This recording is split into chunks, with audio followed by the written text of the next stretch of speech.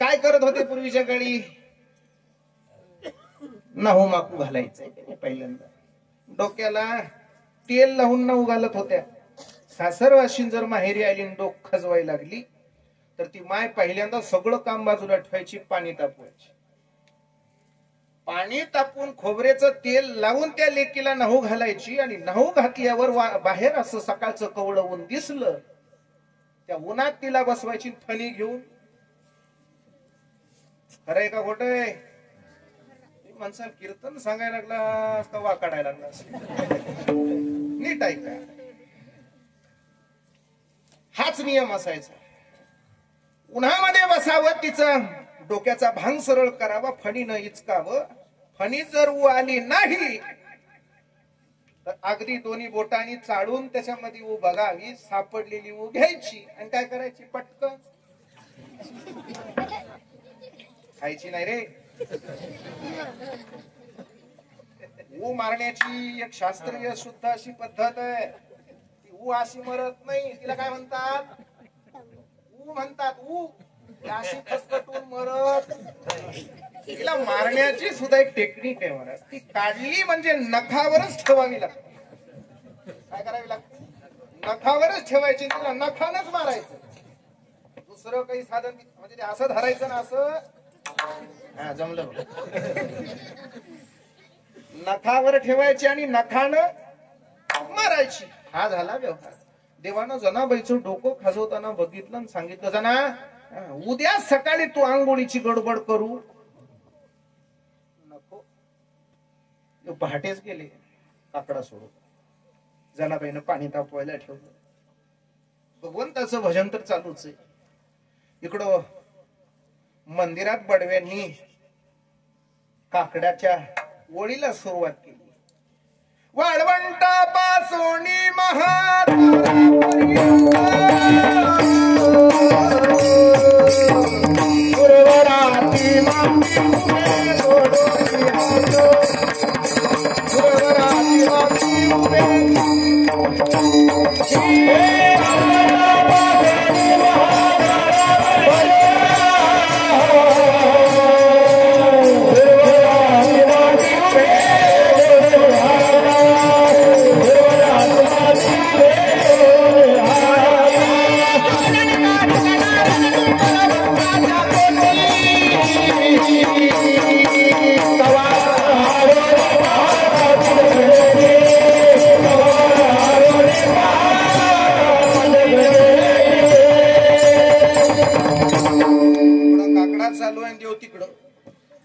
पाणी तापवायला ठेवलं. जनाबाई म्हणली, देव कधी यावा, मला जातेवलं दळण दळायचंय का? पारुशापाने दळत नव्हते बरं. स्नान करून सगळा नित्य नेम उरकून मग दळायला बसायचं. मग किती वाजता उठले असतील? पहाटे 8:30 वाजता.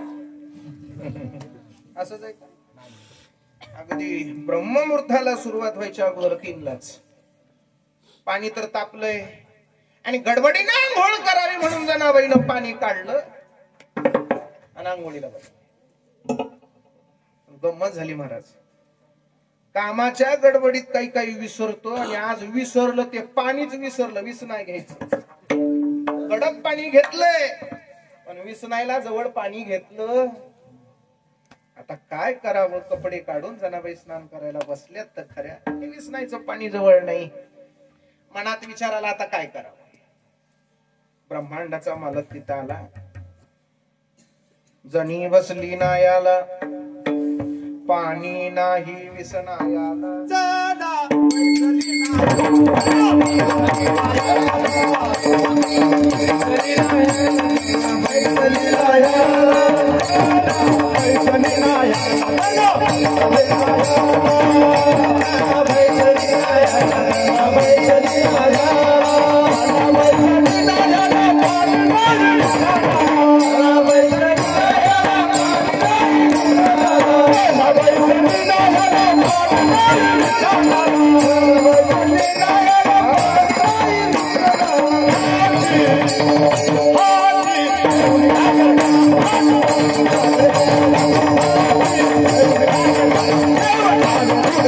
Oh,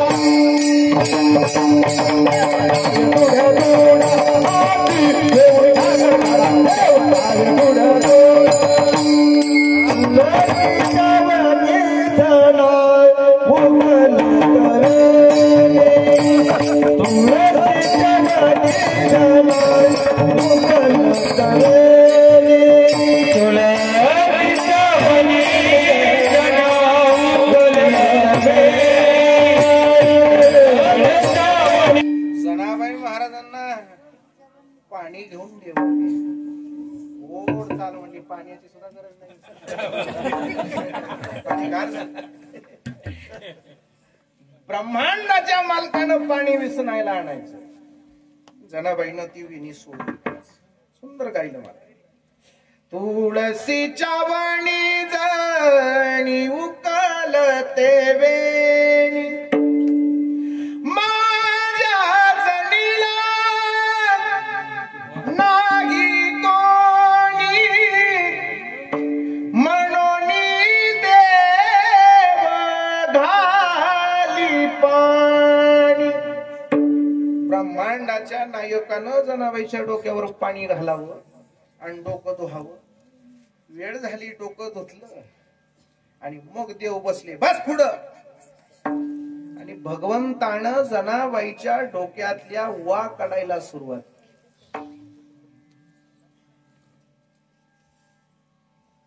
हे साध्य झालं कशामुळं?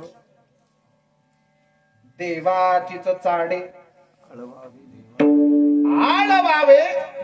देवा केवळ त्याचं नाम घेतल्यामुळं म्हणून हिंडे मागे, म्हणून हिंडे मागे, म्हणून हिंडे मागे मागे,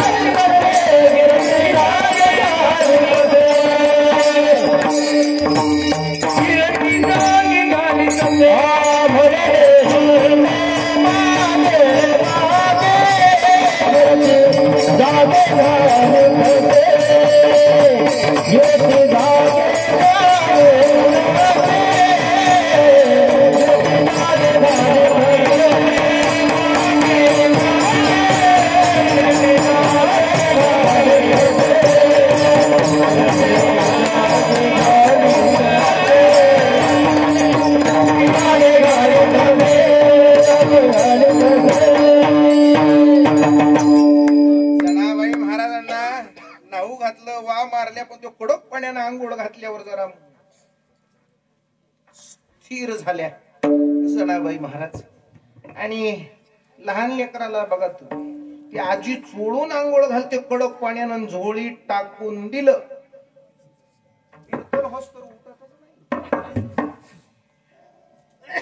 बसत पुढे येऊन. कीर्तन होईपर्यंत काय होत नाही, ते गरम पाण्यानं काय घातलेली असते त्याला, आईनं आंघोळ घातलेली असते आजीनं. अगदी तसं झालं. आता उठून काम करावं असं वाटत.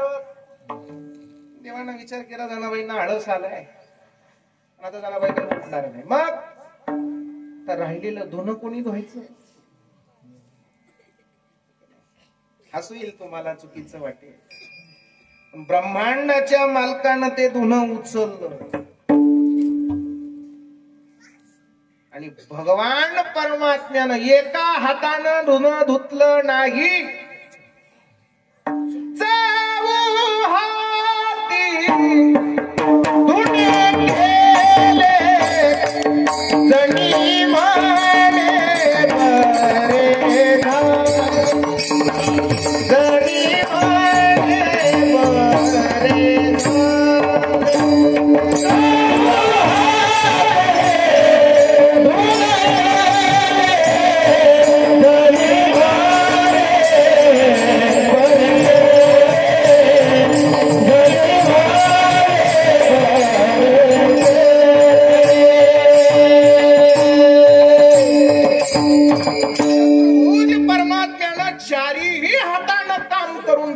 धुवून टाकलं. काय करशील रे देवा? लाचा वला नीच कामे करू लागला. नीच कामे न धरिला भक्तकाल कैवारी, भक्तकाल कैवारी, भक्तकाल कैवारी.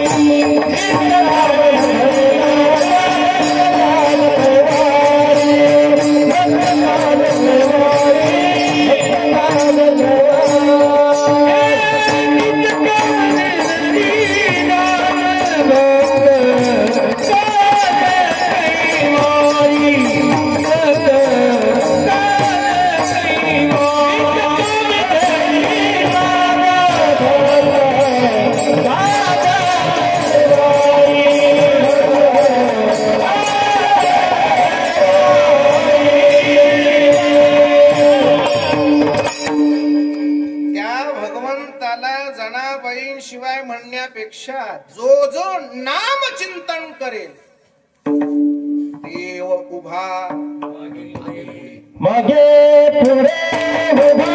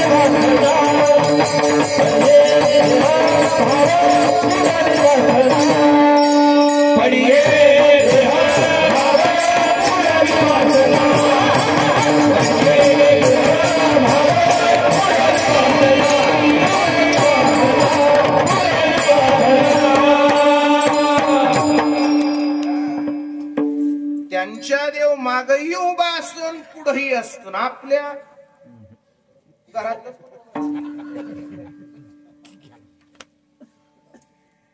जो चिंतन करेल त्याची चिंता करण्याकरता तो समर्थ आहे.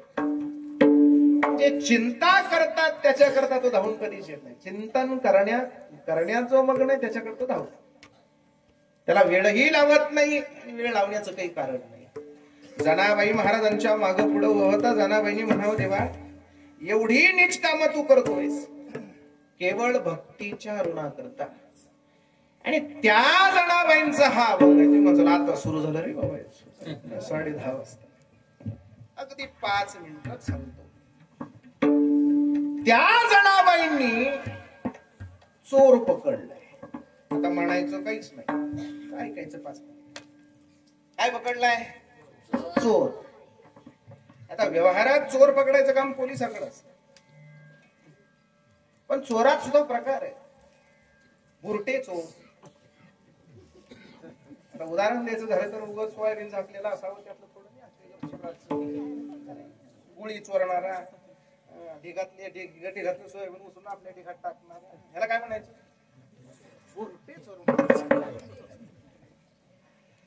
सामान्य चहा पाणी नाश्त्यापुरतं चोरी करणारा पाकिटमार बस स्टँडवर आढळणाऱ्या ह्या प्रजाती आहेत चोराच्या. आणि गावात सामसूम एखादं घर गावाला गेलं हे निहाळून ठेवून डाका टाकणारा जरा बऱ्यापैकी उत्तम चोर असतो. चोरी कशाला म्हणतात तर एखादी गोष्ट एखाद्या व्यक्तीची त्याला न कळता आपल्या आनंद करतात कुणालाही कळू न देता जी घेतली जाते त्याला काय म्हणायचं चोरी म्हणायचं. बरोबर आहे का नाही. तुम्ही करता का नाही. साखर नाही खात घरातली चोरीच आहे. चोरी करणं इथं एक चोर आहे. पण हा चोर नाही हा सगळ्या चोराचा बाप आहे.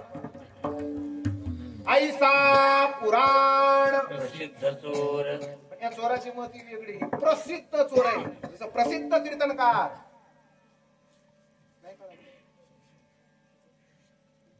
प्रसिद्ध मृदंगाचार्य प्रसिद्ध गायनाचार्य तसा हा प्रसिद्ध चोर जगातला एकमेव जो प्रसिद्ध आहे. चोर कधी प्रसिद्ध असतो का. आणि याची जाहिरातबाजी नामदेव महाराजांनी केली. केशवनाम्याचा हा पुराण प्रसिद्ध असलेला चोर सहजासहजी हाताला येत नाही. म्हणून शासनानं चोर पकडण्यासाठी गावामध्ये असतं ते ग्रामीण पोलीस तालुक्याच्या ठिकाणी गेल्यावर क्षेत्र वाढत जात आहे की नाही. तिथले अधिकारी वाढत जातात. जिल्ह्याला एसपी असतो ना. जिल्ह्याला एसपी तालुक्याला डबल एसपी डीवायएसपी. एखाद्या तालुक्यामध्ये जिल्ह्यामध्ये एखादी चोरी झाली तो चोर सहजासहजी हाताला येत नसेल तर मग ते काय केलं जातं तिथून पुढं तिथून पुढं तिथून पुढं तिथून पुढं ते वर्ग केलं जातं. त्याला काय म्हणायचं पुन्हा CI. चोर जर खतरनाक असेल, साधे सुधे चोर द्या सोडून, पकवाजाचे गट्टे हे कुठं काय हे सोडून टाळ घेऊन जा, हे चोर द्या सोडून. हा चोर पकडायचा म्हटलं तर शासन प्रणालीत काही व्यवस्था आहे. आणि सगळ्यात वरचलला मग ते CID, त्यांच्याकडे ते प्रकरण वर्ग झालं की ते येतात, ते हुडकतात, ते शोधतात काही ना काही काही ना काही, आणि त्यांना जमत नाही म्हणून कुत्र्याला घेतात. पण काही ना काही करून त्या चोराचा काय झाला पाहिजे, पत्ता लागला पाहिजे, म्हणजे तो चोर पकडायचा. पण हा चोर सहजासहजी हाताला येत नाही. या चोराला जर पकडायचं असेल तर याला नामरूपानच पकडता येतं. कशानं? नामामुळे. आणि जनाबाई महाराजांनी नामचिंतन स्वीकारलं. दरिला पंढरीचा चोर, नामाच्या बळावर या चोराला पकडलं. सहजासहजी हाताला येत नाही. कालेच्या प्रकरणात एका गवळणीत वर्णन आहे, हा ब्रह्मविधीचा जनिता तुम्ही यासी धरू पाहता. म्हणजे त्यांना सापडत नव्हता. कुणाला? गवळणींना. ज्या देवाला बघत होत्या त्यांना हाताला येत नव्हता. आता आपण तर नारळ घेणारी माणसं, आपल्या हाताला लागेल का? नाही लागणार महाराज. त्याच्यासाठी नामचिंतन पाहिजे. याला जर पकडायचं असेल तर महाराज सांगतात, भाव बळे आकळे एरवी ना कळे, करतळी आवळे तैसा हरी. भावानं याला पकडता येतं. जनाबाई महाराजांनी नामचिंतनानं या चोराला पकडलं. मग तुम्ही म्हणसाल देवाला तुम्ही चोर कसं काय म्हणाल, तर देव बी चोरी करतो, पण कशाची? चित्त चोरी गेले नंदाच्या नंदने. म्हणजे हा भगवान भक्ताचं चित्त चोरतो, त्याच्या पापाचं हरण करतो, म्हणून चोर. आणि याला आम्ही पकडलो. जनाबाई महाराज म्हणतात, आता चोर पकडल्यावर त्याला काही निवांत 4 व्हीलर मध्ये बसून कुठे फिरायला देतो नाही. त्याला पकडलं तरी व्यवहारातल्या चोराला सुद्धा जर तो आंतरराष्ट्रीय चोर असेल, मोठा त्यानं डका टाकला असेल, त्याचं भरपूर काही त्याची अवस्था असेल, तर महाराज त्याला चांगल्या ठिकाणी नेलं पाहिजे म्हणून आमच्या आळंदीकडे नेलं. आळंदीला जाताना कोणत्या चौकातून जावं लागतं? येरवाड.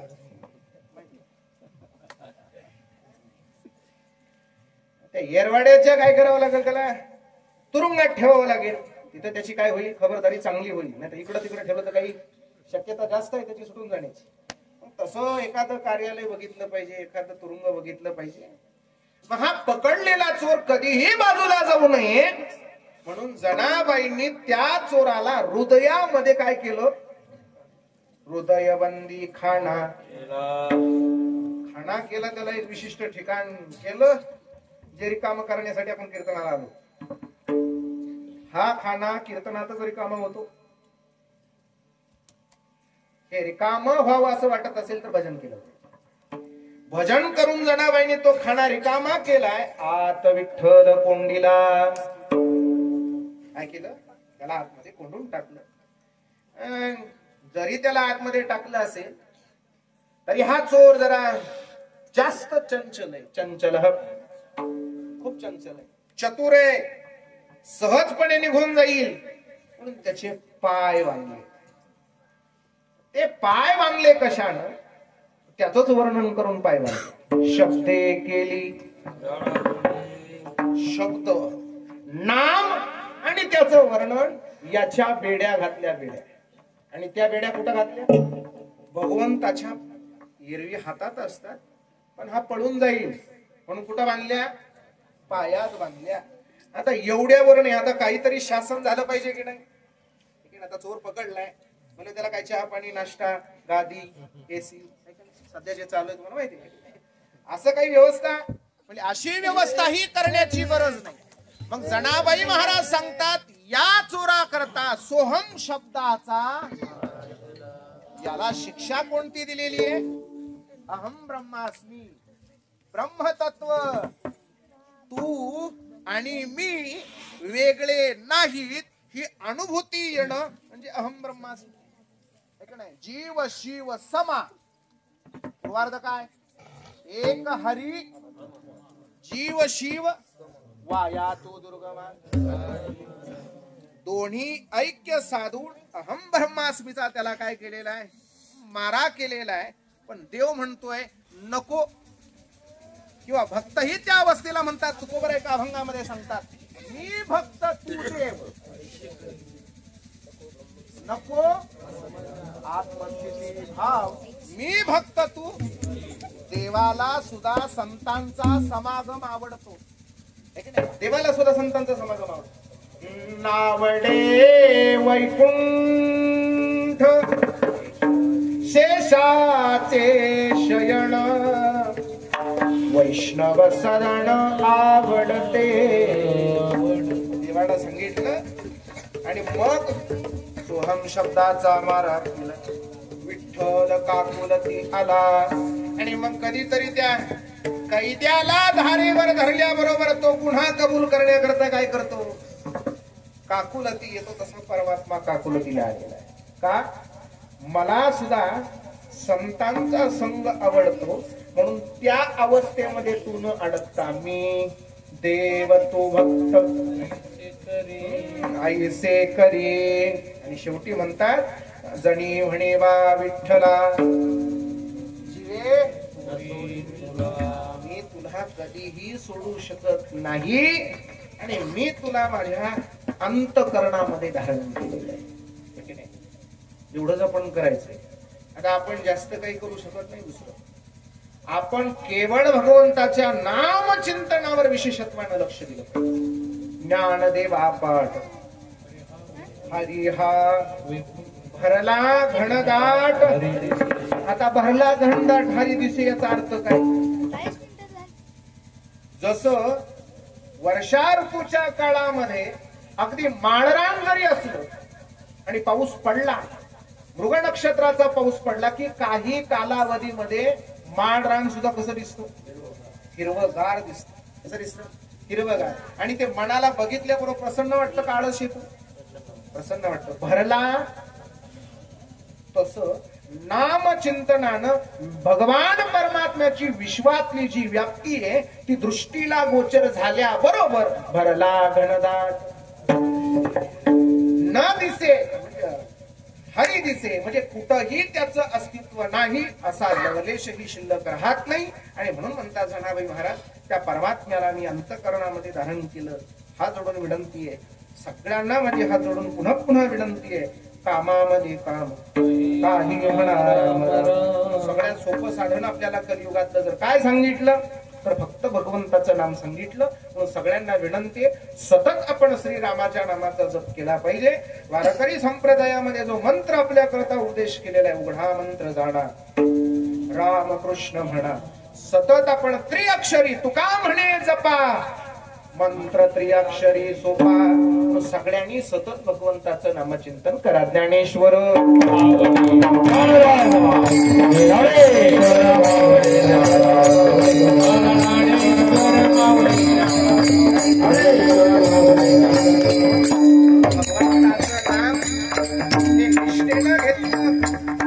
परिणाम करत. जसं आपण म्हणतो अरे जेवताना जरा शांत चित्तानं जेव. कसं जेव? शांत चित्तानं जेव. मोबाईल बघू नको, टीव्ही बघू नको, पटपट खाऊ नको. पण तेवढे हुशार असतो आपण. तिथं शांत चित्तानं जेवतो. आणि ते जेवण जर शांत चित्तानं केलं नाही तर ते प्रकृतीवर परिणाम करत. अगदी नामचिंतन ही तसंच आहे. त्याच्याकरता ते आतून मॅडमरांनी सांगितलं की श्वास घेताना आणि श्वास सोडताना याला कसलं नाम म्हटलं ते प्रमाण आठवते का बघा. विठ्ठल विठ्ठल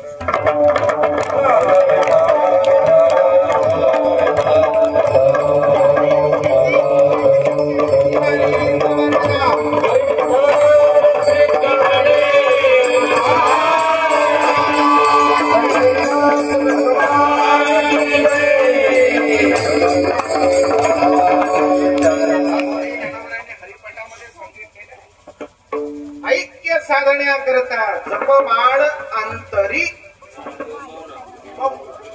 जपमाळ अंतरी अंतकरणामध्ये जपमाळ धरायची पण ती कोणती श्वास घेताना आणि श्वास सोडताना श्वासाची माळ घ्यायची कोणती श्वासाची माळ आहे सुंदर रचना आहे सांसों की माला में